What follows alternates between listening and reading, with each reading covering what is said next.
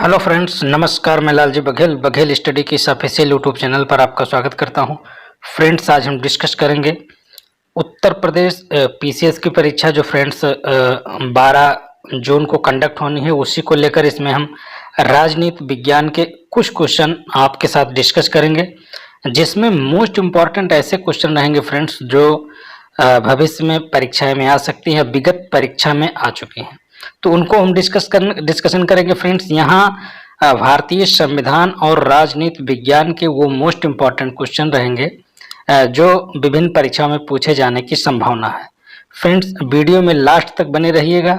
बाकी बघेल जी चैनल पर अगर आप नए हैं तो चैनल को सब्सक्राइब करके बेल आइकन पर जरूर दबा लें, जिससे इसी प्रकार की लेटेस्ट वीडियो की नोटिफिकेशन आपको सबसे पहले मिले।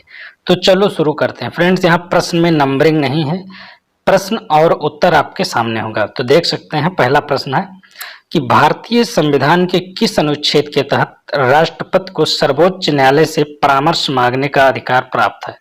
फ्रेंड्स, हम आपको बता दें कि यहाँ राष्ट्रपति हो, संविधान है, नीति निर्देशक तत्व है, मूल अधिकार है, कोई भी ऐसा सब्जेक्ट है जो राजनीति विज्ञान से इम्पोर्टेंट है, जहां से क्वेश्चन बनाए जाते हैं, लोक सेवा आयोग द्वारा क्वेश्चन पूछा जाता है, ऐसे इम्पोर्टेंट क्वेश्चन को यहाँ हम शामिल कर रहे हैं। तो भारतीय संविधान के किस अनुच्छेद के तहत राष्ट्रपति को सर्वोच्च न्यायालय से परामर्श मांगने का अधिकार प्राप्त है?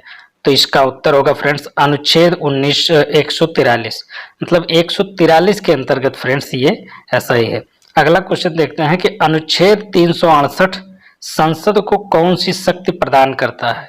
तो फ्रेंड्स 368 में क्या है, ये चीज आपको यहाँ देखना है कि इसको कौन सी शक्ति प्रदान करता है। तो संविधान संशोधन की प्रक्रिया फ्रेंड्स जो है ये संविधान करता है। यहाँ देख सकते हैं कि उत्तर इसका है संविधान संशोधन करने की शक्ति। नेक्स्ट है, संविधान में मूल कर्तव्यों को किस समिति की अनुशंसा के आधार पर शामिल किया गया था? तो यहाँ देख सकते हैं सरदार स्वर्ण सिंह समिति की अनुशंसा पर मूल कर्तव्यों को शामिल किया गया था। आगे देखते हैं कि भारत में त्रिस्तरीय पंचायती राजतंत्र की सिफारिश किस समिति के द्वारा की गई थी? तो बलवंत राय मेहता समिति है। अगला देखेंगे कि 1953 ईस्वी में गठित राज्य पुनर्गठन आयोग के अध्यक्ष कौन थे? तो यहाँ आप देख सकते हैं कि न्यायमूर्ति फजल अली जो फ्रेंड्स इसके अध्यक्ष हैं। आगे देखते हैं कि जब राष्ट्रपति एवं उपराष्ट्रपति का पद खाली हो तो भारत के राष्ट्रपति का पद कौन संभालता है? तो निश्चित रूप से फ्रेंड्स भारत का मुख्य न्यायाधीश ही वह पद संभालेगा। जब राष्ट्रपति और उपराष्ट्रपति दोनों ना हो, उस स्थिति में राष्ट्रपति का जो कार्यभार है वो भारत के मुख्य न्यायाधीश ही संभाल लेंगे। अगला है, किस अनुच्छेद के तहत अनुच्छेद 6 से 14 वर्ष तक के बच्चों के लिए शिक्षा का अधिकार मूल अधिकार माना गया है? ये फ्रेंड्स कई बार परीक्षाओं में पूछा गया है, तो इसलिए मोस्ट इंपॉर्टेंट क्वेश्चन हो जाता है। यहाँ देख सकते हैं अनुच्छेद 21 से ये मूल अधिकार का है, जिसमें 6 से 14 वर्ष के बच्चों के लिए शिक्षा को मूल अधिकार मान लिया गया है। लोकसभा अध्यक्ष अपना त्याग पत्र किसे देगा? तो वह उपाध्यक्ष को देगा, अर्थात लोकसभा अध्यक्ष जो है वो उपाध्यक्ष को देगा अपना त्याग पत्र। उच्च न्यायालय के मुख्य न्यायाधीश की नियुक्ति कौन करता है? तो राष्ट्रपति द्वारा उच्च न्यायालय के मुख्य न्यायाधीश की नियुक्ति की जाती है। वहीं अगर बात करें संविधान का अनुच्छेद 40 राज्य को किसका निर्देश देता है? तो नीति निर्देशक तत्व के अंतर्गत पंचायतों का गठन से संबंधित, यहाँ देखते ग्राम पंचायत के संगठन का निर्देश जो है संविधान के अनुच्छेद 40 में दिया गया है। यह फ्रेंड्स कई बार परीक्षा में पूछा गया है कि अनुच्छेद 40 किससे संबंधित है? तो अनुच्छेद 44 आपका ग्राम पंचायतों के संगठन से संबंधित यहाँ है। किसी भी विधेयक को धन विधेयक होने का अंतिम निर्णय कौन देता है? तो फ्रेंड्स किसी भी विधेयक को धन विधेयक है या वित्त विधेयक है, क्या है इसका निर्णय जो है फ्रेंड्स लोकसभा अध्यक्ष करता है।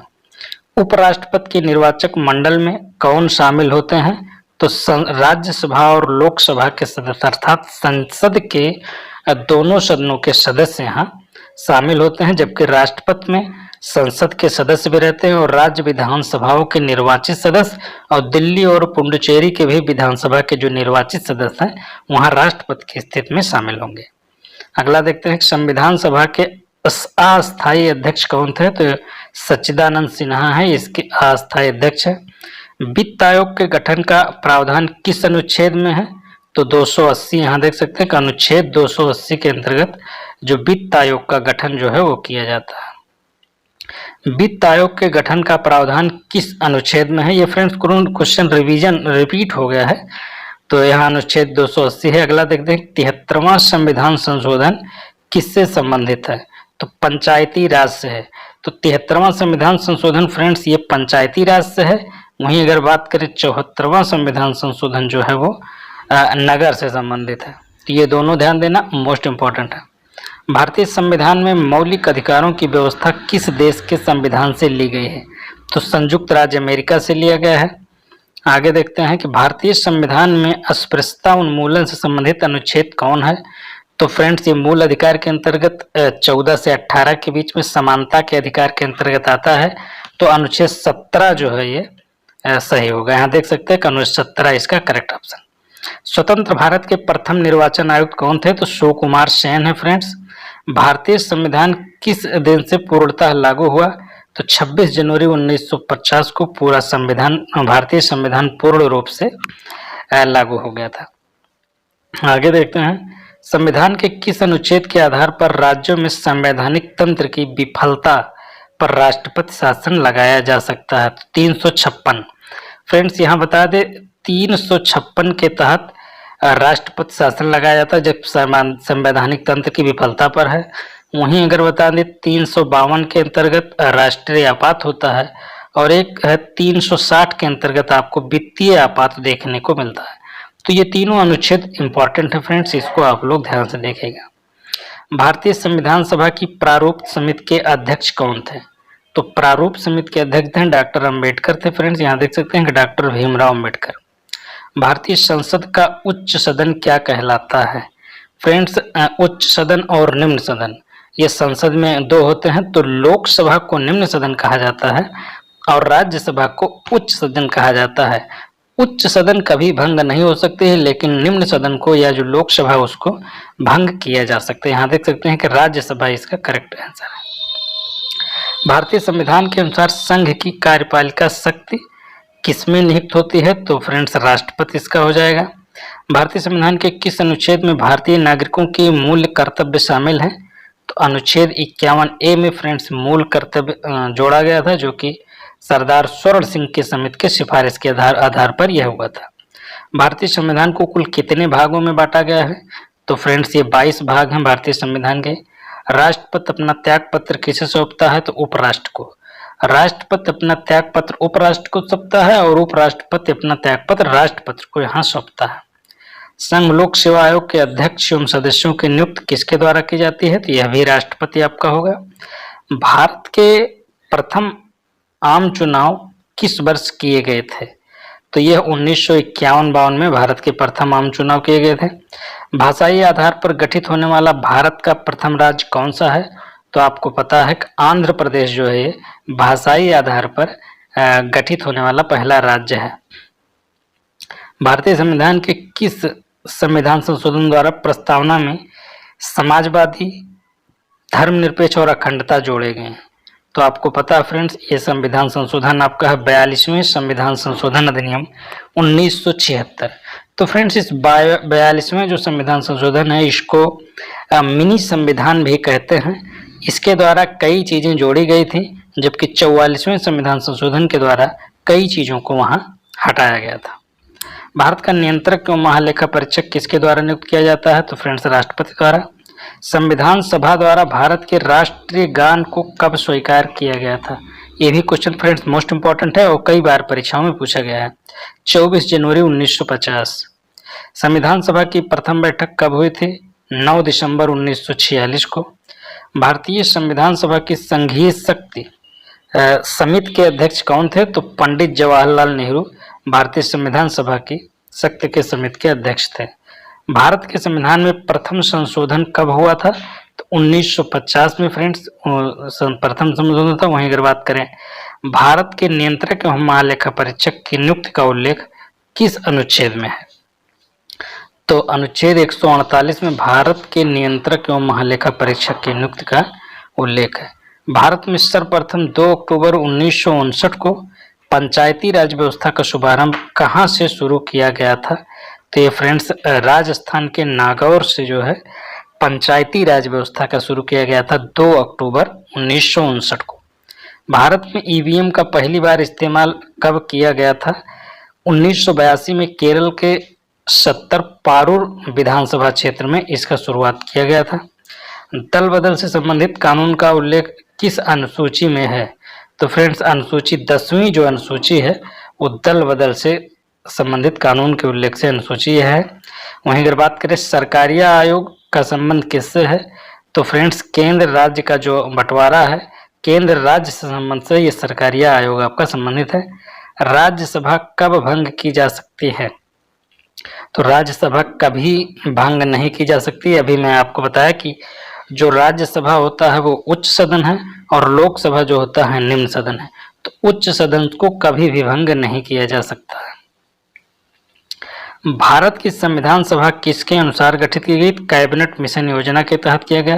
राज्यपाल का कार्यकाल कितनी अवधि का होता है? यहाँ देख सकते हैं कि राष्ट्रपति के प्रसाद पर्यंत, अर्थात राष्ट्रपति जब तक चाहे राज्यपाल को उसके प्रसाद पर्यंत तो रहेगा।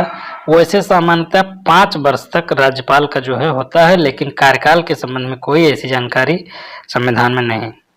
संविधान के किस अनुच्छेद के आधार पर देश में वित्तीय आपात की घोषणा की जा सकती है? तो अभी मैं आपको बताया था कि अनुच्छेद 360। अब तक भारत के संविधान की उद्देशिका यानी कि प्रस्तावना में कितनी बार संशोधन किया जा चुका है? तो केवल और केवल एक बार प्रस्तावना में संशोधन किया गया है। संसद की संयुक्त बैठक की अध्यक्षता कौन करता है? तो लोकसभा अध्यक्ष। सर्वोच्च न्यायालय के मुख्य न्यायाधीश की नियुक्ति कौन करता है? तो निश्चित रूप से राष्ट्रपति होगा, चूंकि जो बड़े बड़े पोस्ट पर हैं जैसे मुख्य न्यायाधीश हो गए, हाई कोर्ट के मुख्य न्यायाधीश हो गए, अटॉर्नी जनरल ऑफ इंडिया हो गए, तो इनका क्या है, राष्ट्रपति ही जो है नियुक्त करता है। भारतीय नागरिकों को प्राण और दैहिक स्वतंत्रता का संरक्षण किस अनुच्छेद के द्वारा प्रदान किया गया है? तो अनुच्छेद 21, जिसको फ्रेंड्स जीवन का अधिकार भी कहा जाता है, प्राण एवं दैहिक से संबंधित यह अनुच्छेद है। वयस्क मताधिकार की आयु सीमा 21 वर्ष से घटाकर 18 वर्ष किस संविधान संशोधन द्वारा किया गया है? तो 61वां संविधान संशोधन द्वारा ये किया गया है। देख सकते हैं कि 61वां संविधान संशोधन अधिनियम 1989 के तहत जो मताधिकार की आयु है उसको 21 वर्ष से घटाकर 18 वर्ष किया गया है। 52वां संविधान संशोधन अधिनियम किससे संबंधित है? तो निश्चित रूप से दल बदल कानून से है। भारतीय संविधान में मूल कर्तव्यों को किस संविधान संशोधन अधिनियम के द्वारा सम्मिलित किया गया है? तो 42वां संविधान संशोधन अधिनियम 1976 के द्वारा इसको किया गया है। भारतीय संविधान के किस भाग को भारतीय संविधान की आत्मा की संज्ञा दी गई है? तो प्रस्तावना को भारतीय संविधान की जो है आत्मा यहाँ कहा गया है। भारत में सर्वोच्च किसे माना गया है? तो संविधान को माना गया है। डॉक्टर भीमराव अंबेडकर ने किस मूल अधिकार को संविधान का हृदय और आत्मा कहा है? तो अनुच्छेद जो है फ्रेंड्स आपके संवैधानिक उपचारों का अधिकार जो है इसको डॉक्टर भीमराव अंबेडकर द्वारा संविधान का हृदय और आत्मा कहा गया। संसद के 2 सत्रों के बीच की अवधि कितने समय से अधिक नहीं होनी चाहिए? तो 6 माह।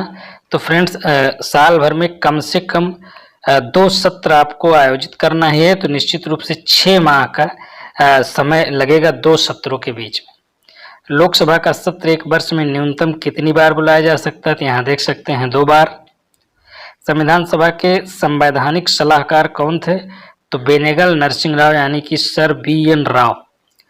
भारतीय संविधान की प्रस्तावना का प्रस्ताव प्रारूप समिति के समक्ष किसने रखा था? तो JL नेहरू।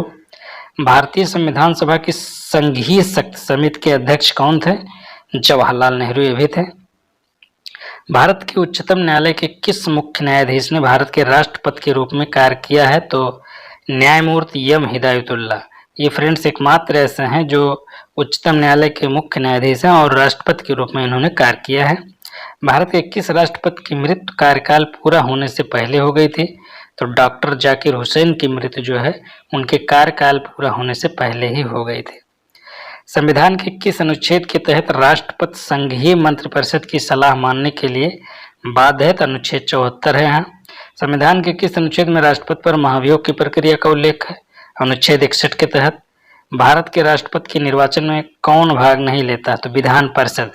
तो अभी मैं बताया कि भारत के राष्ट्रपति के निर्वाचन में संसद के जो निर्वाचित सदस्य हैं और दिल्ली और राज्य के विधानसभाओं के निर्वाचित सदस्य, दिल्ली और पुडुचेरी के भी विधानसभा के जो निर्वाचित सदस्य हैं, ये भारत के राष्ट्रपति में के चुनाव में शामिल होते हैं। भारतीय संविधान का कौन सा अनुच्छेद भारत के राष्ट्रपति को अध्यादेश जारी करने की शक्ति प्रदान करता है? तो यहाँ जान लीजिए कि अनुच्छेद 123 भारत के राष्ट्रपति को अध्यादेश जारी करने की शक्ति प्राप्त करता है। और अगर राज्यपाल की बात करें तो 213 अनुच्छेद के अंतर्गत राज्यपाल जो है अध्यादेश जारी कर सकता है। यहाँ देख सकते हैं कि अनुच्छेद 123। भारतीय संविधान सभा द्वारा भारतीय राष्ट्रीय ध्वज को कब अपनाया गया था? 22 जुलाई 1947 को। यह मोस्ट इंपॉर्टेंट क्वेश्चन है फ्रेंड्स, ये पूछ लिया जाता है और अभ्यर्थी लगातार इसको गलत करके आते हैं। भारतीय राष्ट्रीय ध्वज तिरंगा का डिजाइन किसने तैयार किया था? तो पिंगली वेंकैया ने। भारतीय संविधान के निर्माण में कुल कितना समय लगा था? 2 वर्ष 11 माह और 18 दिन। संविधान सभा ने अंतिम रूप से संविधान को कब पारित किया था? 26 नवंबर 1949 को ये पारित किया गया था। भारत में पहली बार राष्ट्रीय आपातकाल की घोषणा कब की गई थी? तो 26 अक्टूबर 1962 को। संविधान सभा के स्थायी अध्यक्ष कौन थे? तो डॉक्टर राजेंद्र प्रसाद संविधान सभा के स्थायी अध्यक्ष थे। तो फ्रेंड्स, ये जो इंडियन पॉलिटी है यानी राजनीति विज्ञान से कुछ मोस्ट इम्पॉर्टेंट क्वेश्चन थे जो कि यूपीपीएससी की परीक्षा जो 12 जून को कंडक्ट होनी है उसमें आ सकते हैं। इसी को लेकर फ्रेंड्स मैं वीडियो ये बनाया हूँ। बाकी वीडियो आप पूरा देखिएगा। वीडियो अगर आपको अच्छा लगे तो वीडियो को लाइक करिए, अपने दोस्तों में ज़्यादा से ज़्यादा शेयर करें। चैनल पर नए हैं तो चैनल को सब्सक्राइब करके बेल आइकन पर ज़रूर दबाएं, जिससे इसी प्रकार की लेटेस्ट वीडियो की नोटिफिकेशन आपको मिलती रहे। मिलते हैं नेक्स्ट वीडियो में, तब तक के लिए नमस्कार।